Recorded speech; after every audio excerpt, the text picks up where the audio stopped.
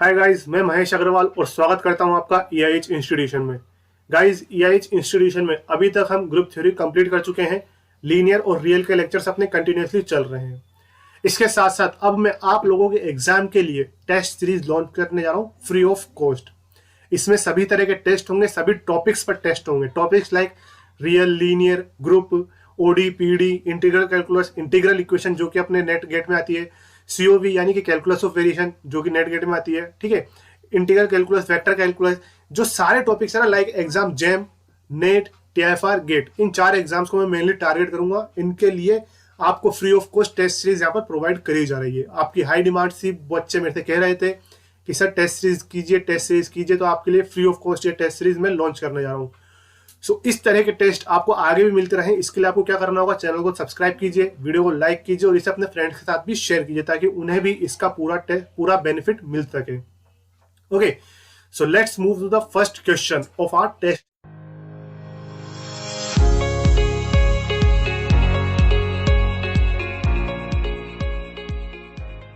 Series.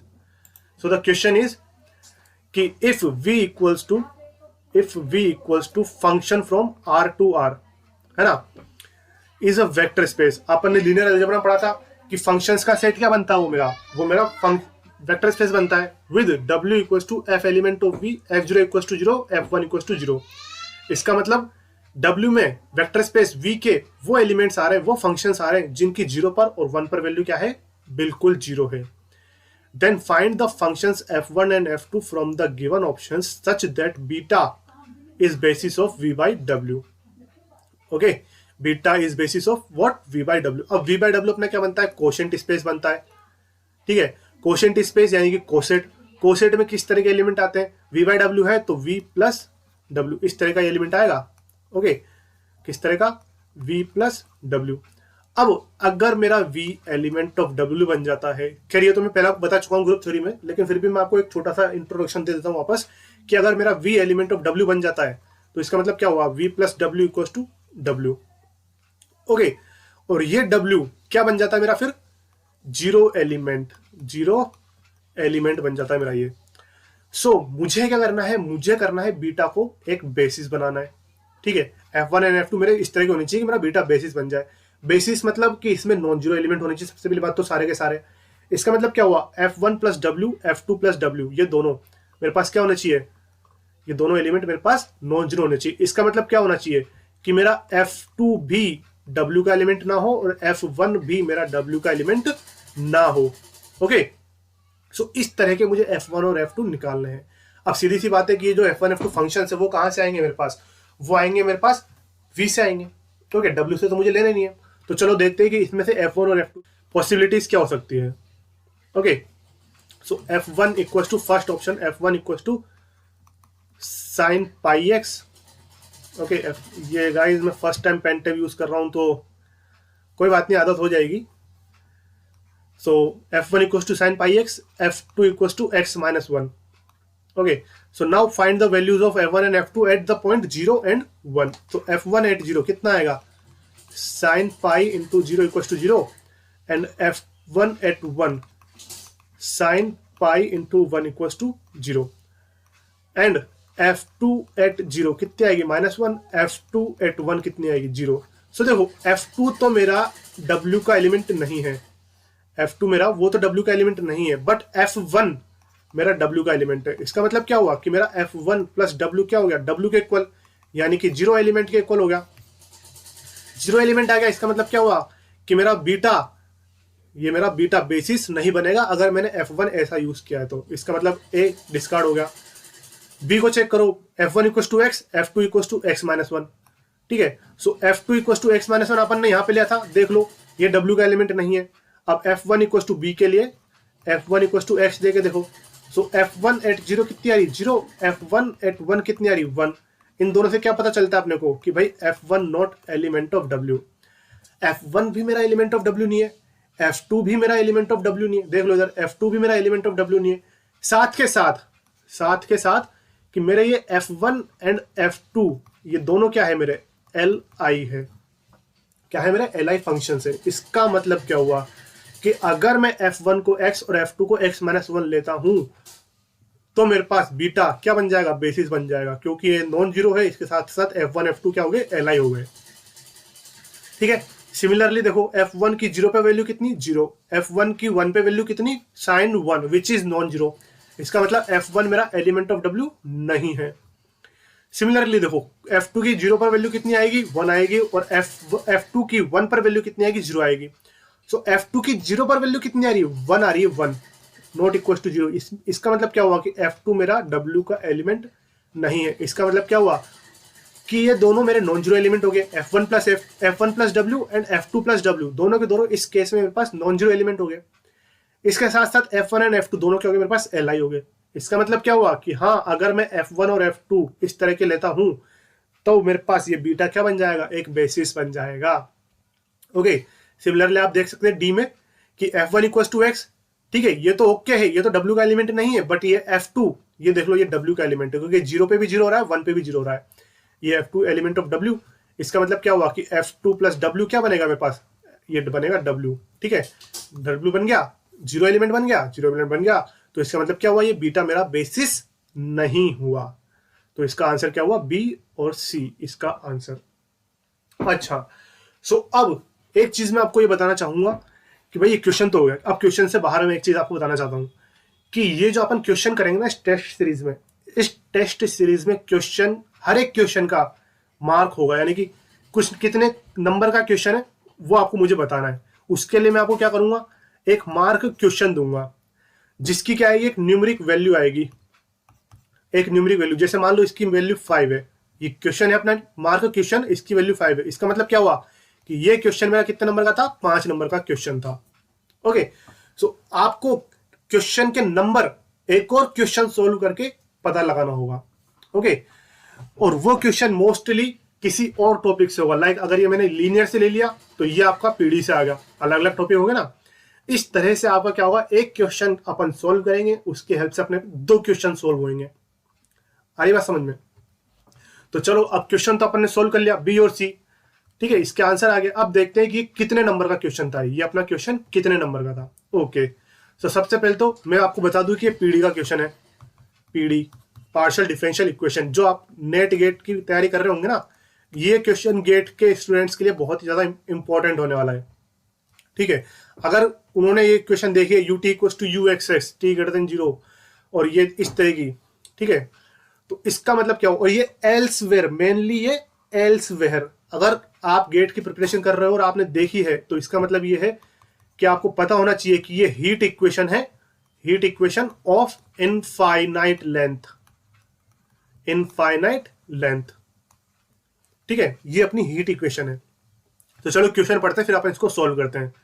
So let u x t satisfy the IVP, यानी कि initial value problem, such that u t equals to u x x, u t equals to u x x, अपनी ये initial value problem दे दी अपने को। ठीक है, with t greater than 0 such that कि यू एक्स 0 इक्वल्स टू 1 0, 1 कब आएगी, 0 से 1 के बीच में आएगी, अदरवाइज क्या होगी, मेरी 0 होगी। Then your marks are equal to the value of this limit, इस लिमिट के इक्वल आपकी वैल्यू है आपके मार्क्स की। ठीक है, यानी कि ये क्वेश्चन कितने नंबर का है आपको कैसे पता चलेगा, आपको पता चलेगा इसकी लिमिट निकाल लो, u1t के आप लिमिट निकाल लो, at t tends to 0 plus. ठीक है, तो चलो निकालते अपना कितने नंबर का क्वेश्चन है भाई ये। तो देखो, सो क्या है, ut equals to u x x. Okay, ut एक सेकेंड, हाँ, ut equals to u x x, infinite length की है। ओके, इनफाइनाइट लेंथ में आपको पता होगा कि सॉल्यूशन कहां से आता है, सॉल्यूशन होता है ये 1/√4 पाई के टी। ओके, के टी, जैसे गाइस मैं आपको बता चुका हूँ, फर्स्ट टाइम है मेरा पेन टैब के साथ, तो please bear with me. So this is 4 pi के टी इंटीग्रल आर, ये अपना रीजन हो गया। ठीक है, अब अपने इनफाइनाइट लेंथ है, यानी कि ये इनफाइनाइट तक चलेगा। इसके बाद e to the power minus x minus y square upon 4t into g of y d y. ठीक है, अच्छा, अब यहां पर k क्या है, जी वाई क्या है, ये सब अब अपन देखते हैं। तो k होता है इसमें ये कि u x x equals to 1/k u t, तो k आता है यहां से। अब कंपेयर करोगे इन दोनों इक्वेशन को, इसको और इसको कंपेयर करोगे, क्या पता चलेगा कि भाई के की वैल्यू तो क्या है 1 है। ठीक है, अब इसके बाद जी वाई कहां से आता है, जी वाई आता है अपना ये इनिशियल कंडीशन से। इनिशियल कंडीशन अपनी कौन सी है, ये रही कि u x zero equal to 1 0। ठीक है, ये इसी तो 0 से 1 के बीच में 1 है, अदरवाइज ये 0 है, तो ये जी वाई यहां से आएगा। वेरिएबल का कोई प्रॉब्लम नहीं है, वेरिएबल अपन कोरस्पॉन्डिंगली चेंज कर देंगे। अगर मान लो मुझे यहाँ पे कोई फंक्शन ऑफ एक्स दिया होता, मान लो एक्स स्क्वायर दिया होता 1 की जगह पर, तो मैं उसको क्या कर देता, मैं उसको वाई स्क्वायर कर देता। ठीक है, तो उन सब की कोई प्रॉब्लम नहीं है। सो जी वाई मेरा क्या होगा, जी वाई मेरा होगा 1 और 0। कब कब, ये 0 से 1 के बीच में, और ये अदरवाइज। ठीक है, अब इस जी वाई की वैल्यू मुझे यहां पे रखनी है, तो अगर मैंने 1 के आगे और 0 के पहले रखी तो इसका मतलब क्या हुआ, मेरा इंटीग्रल यानी कि यू एक्स टी की मेरी वैल्यू क्या होगी, 0 हो जाएगी।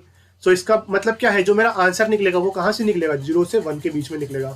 सो यानी कि मुझे किसकी वैल्यू फाइंड करनी है, u x t equals to 1/√4 के की वैल्यू मैं 1 रख रहा हूं यहां पे। ठीक है, 4πt इंटू 0 से 1 e to the power minus x minus y square upon 4t, और जी वाई की वैल्यू कितनी, 1 इंटू 1 डी वाई। मुझे इस इंटीग्रल को फाइंड करना है, और फिर इसके बाद u1t निकालना है, उसकी लिमिट निकालनी है। उसके बाद मुझे पता चल जाएगा कि मेरा आंसर कितना आएगा। ठीक है, यही अपना मेथड है, यही अपना ट्रू मेथड है। Okay, so let's see the value of this integral. So let's see, so क्या था अपना इंटीग्रल, पहले तो लिख लूं मैं कि u x t equal to 1/√4πt 0 से 1 e to the power minus x minus y square upon 4t into d y. Okay, अब इसको अपन सब्सटीट्यूट करेंगे, किससे करेंगे कि अज्यूम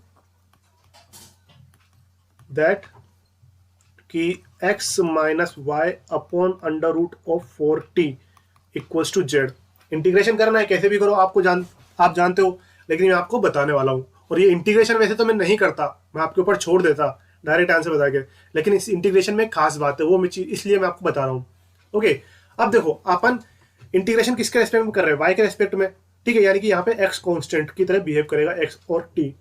सो इसका मतलब क्या हुआ कि dy इक्वल टू क्या आएगा, माइनस √4t dz आएगा। ओके, अब इसकी लिमिट्स की वैल्यू निकालो। अब ये छोटी छोटी चीजें तो आपको आ गई होगी, तो मैं इसके ऊपर टाइम वेस्ट नहीं करूंगा, मैं डायरेक्ट लिमिट निकालने पाता हूँ अब। सो लिमिट देखो क्या बनेगी, जेड की लिमिट बनेगी x/√4t से लेके x माइनस 1/√4t।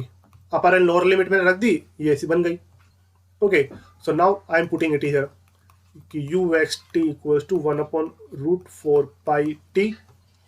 ठीक है, x/√4t से लेके x माइनस 1/√4t।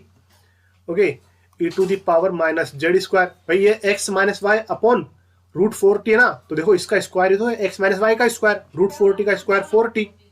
ओके, और इसके बाद dy की जगह पे क्या डालना है मुझे, माइनस √4t dz। तो माइनस में यहाँ पे बाहर ले लेता हूँ, √4t भी एक तरह से कांस्टेंट है, तो मैं इसको ऐसे ले लेता हूँ, ये √4t फिर dz। इसका मतलब क्या हुआ कि u x t equals to minus 1/√π।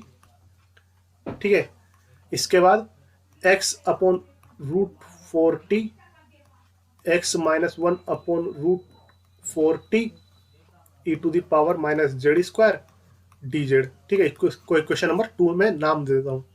Okay, अब मैं क्या करूंगा, मुझे चाहिए थी लिमिट की वैल्यू एट u1t। किस पर चाहिए थी, u1t। तो मैं इसमें इक्वेशन 2 में x की जगह पे क्या कर दूंगा, मैं इस x की जगह पे क्या कर दूंगा, हर x की जगह पे 1 कर दूंगा। ठीक है, तो u1t मेरे पास क्या बनेगा, ये बनेगा माइनस 1/√π 1/√4t, इधर 0 बनेगा। 0 क्यों बनेगा बता देता हूं मैं आपको, कि इधर x की जगह 1 रखोगे तो 1/√4t, इधर 1 माइनस 1/√4t, यानी कि 1 माइनस 1 यानी 0। तो 0 बन गया, e to the power minus Z square dz, e to the power minus Z square dz। इस माइनस की हेल्प से मैं इसको ऊपर नीचे कर दूं, 1/√π 0 से 1/4t E to the power minus Z square D Z. यहाँ पर मैंने क्या किया है, मैंने पूरा यू एक्स टी नहीं निकाला है, मैंने डायरेक्ट यू वन टी लिख लिया ताकि मेरा क्या है काम बच गया। वरना मुझे क्या करना पड़ता, पहले यू एक्स टी निकालना पड़ता, फिर एक्स की जगह पे वन रखना पड़ता, फिर उस वन के साथ मुझे limit T tends to zero plus लेनी पड़ती। ठीक है, अच्छा अब लिमिट टी टेंस टू अपने जो जीरो प्लस लिए ना इसमें कि यू वन टी, इसमें जीरो प्लस का मतलब क्या है वो भी मैं बताता हूं आपको। ठीक है, सो वन अपॉन, इससे लिमिट लगाएंगे तो ये कांस्टेंट वैल्यू है तो ये बाहर आ जाएगी, कोई मतलब नहीं इसका तो। ठीक है, one upon root pi limit zero से one upon root 40 e to the power minus Z square D z. Limit कहां से, t tends to zero plus. अब इस जीरो प्लस का मतलब यानी कि जीरो के राइट साइड से, इसलिए क्योंकि स्क्वायर रूट फंक्शन है, अगर मैं जीरो के लेफ्ट साइड में गया तो क्या आ जाएगा, नेगेटिव। सो इसका मतलब क्या आ जाएगा, इमेजिनरी वैल्यू। तो इसके लिए यहाँ पे राइट साइड से वैल्यू ली गई है जीरो प्लस। ठीक है, मैं लिमिट लगाऊंगा तो क्या बनेगा मेरा, ये one upon root pi zero से infinity e to the power minus Z square D z. अब अगर आप गेट के लिए अच्छे से प्रिपेयर कर रहे हो और अगर आप जेम के लिए प्रिपेयर कर रहे हो अच्छे से, तो आपको पता होगा कि ये क्या है मेरा गामा फंक्शन, और इसकी वैल्यू मेरे पास आती है रूट पाई अपॉन टू, इसके अकेले की वैल्यू। ठीक है, इसके अकेले की value root pi upon two आती है। सो रख दो यहाँ पे, तो one upon root pi into root pi upon two, यानी कि 1/2 मेरा इसका आंसर आया, इस पीढ़ी का आंसर आया। पीढ़ी कौन सी थी अपनी, पीढ़ी थी मेरी ये, ओके जस्ट अ सेकेंड, ये इसका आंसर मेरा कितना है 1/2। इसका मतलब क्या हुआ कि ये मेरा जो क्वेश्चन था ये मेरा 1/2 मार्क्स का क्वेश्चन था। ओके, इस तरह से अपने को सॉल्व करना होता है। सो आई होप आपको एक क्वेश्चन समझ में आया होगा।